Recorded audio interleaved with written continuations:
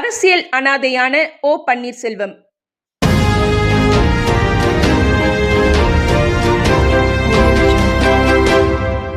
இரட்டை குழல் துப்பாக்கியாக இருந்த அதிமுக இப்போது ஒற்றை குழலாக மாறிப்போனாலும் பரவாயில்லை, வெடிக்காவிட்டாலும் பரவாயில்லை. துரத்தப்பட்ட ஓ. பன்னீர்செல்வத்துக்கு அதிமுகவில் இடமில்லை என்ற முடிவில் தீர்க்கமாக இருக்கிறார் அதிமுக பொதுச் செயலாளர் எடப்பாடி பழனிசாமி.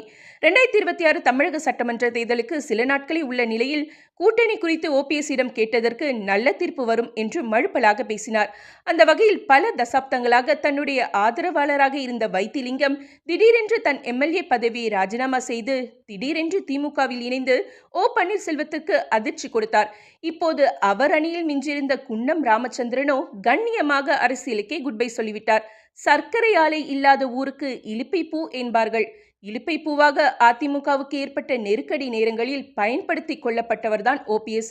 இதனால் தானே சர்க்கரையாகிவிட்டதாக இருமாப்பு கொண்டு இருக்கின்ற இருப்பையும் தற்போது இழந்து ஒற்றை மரமானார். அதிமுகவில் எங்களை சேர்க்க வேண்டும் என்று அமித்ஷா மூலம் அழுத்தம் தந்து வந்த ஓபிஎஸ் அது கைகூடாததால் திமுகவில் சேர தூதுவிட்டார். ஆனால் திமுகவில் துணை முதல்வர் கேட்க முடியாது என்பதால் நான் அதிமுகவின் தலைமை ஒருங்கிணைப்பாளராக இருந்தவன். ஆகவே எனக்கு துரைமுருகனுக்கு இணையாக இணை பொதுச் செயலாளர் பதவி வேண்டும் என்றவுடனே திமுகவின் கதவு அடைக்கப்பட்டுவிட்டது. அதிமுகவில் தன்னை சேர்த்து கொள்ள வேண்டும் என்பதே ஓபிஎஸ்ஸின் ஒரே எதிர்பார்ப்பாக இருந்ததால் அது என்றோ இயல்பாக நடந்தேறி இருக்கும்.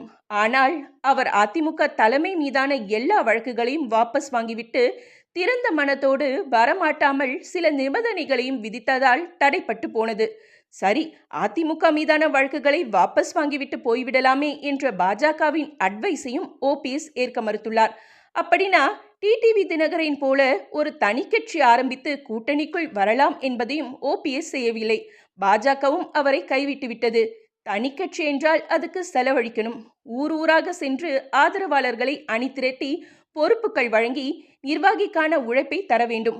உழைப்பிற்கும் தயாரில்லை, சேர்த்த பணத்தில் சற்று இழப்பதற்கும் தயாரில்லை என ஓபிஎஸ் இழுத்து கொண்டே போனார். ஓபிஎஸ்காக இதுவரை நிறைய செலவு செய்த ஜேசிடி பிரபாகரன் தாவேகா சென்று விட்டார். வழக்குகளுக்காக ஓபிஎஸ்ஸிடம் பணத்தை ஓயாமல் கறந்து கொண்டிருந்த மனோஜ் பாண்டியன் இனி இங்கு எதிர்காலம் இல்லை என திமுகவிற்கு தாவினார். சரி, தனிக்கட்சி ஆரம்பிச்சால் எவ்வளவு சீட் தருவீங்க என திமுகவிடம் தூதுவிட்டார். அவர்களோ உங்களுக்கு ஒரு சீட்டு, வைத்திலிங்கத்திற்கு ஒரு சீட்டு, அதுக்கு மேலே எதையும் எதிர்பார்க்காதீர்கள் என்றனர். அதிலும் முடிவெடுக்காமல் தடுமாறி கொண்டிருந்தனர்.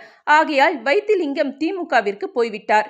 இதற்கிடையில் ஓபிஎஸ்ஸின் ஆதரவாளர்கள் பலர் 3 முறை அதிமுக முதல்வராகும் வாய்ப்பு பெற்ற ஓபிஎஸ் திமுகவில் சேர முயன்றதை ஜீரணிக்க முடியாமல் அதிர்ந்து விட்டார்கள்.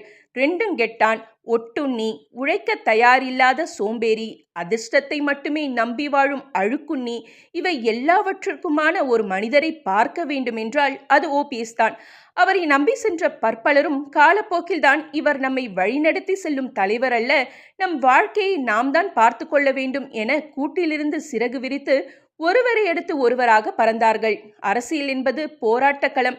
அதில் தலைமை பொறுப்புக்கு வருவதற்கு தன்னிறையில்லாத தகுதியும் ஓயாத உழைப்பும் தேவை என்ற விதிக்கு மாறாக 3 முறை இவர் வாழ்க்கையில் அதிர்ஷ்ட காற்று வீசி முதலமைச்சர் ஆசனத்தில் உட்கார வைத்தது. ஆரம்பத்தில் தகுதி இல்லை என்றாலும் வாய்ப்பு கிடைத்த பிறகு அதற்கேற்ப தன்னை தகவமைத்துக் கொள்வர் சிலர். ஆனால் அதுவும் இவரிடம் இல்லை. இன்னும் சொல்வதென்றால் ஒருபோதும் இவர் தன்னை தகவமைத்துக் கொள்ள மாட்டார், அடிமை விசுவாசியாகவே தொடர்வார் என்பதால் தான் ஆபத்து நேரங்களில் அரியணையில் எடுத்து வைக்கப்படும் பொம்மையாக ஜெயலலிதா ஓபிஎஸ்ஸை பயன்படுத்தினார். 3வது முறை இதே காரணத்திற்காக முதல்வராகும் வாய்ப்பு ஓபிஎஸ்க்கு பாஜக நிர்பந்தத்தால் வழங்கப்பட்டது.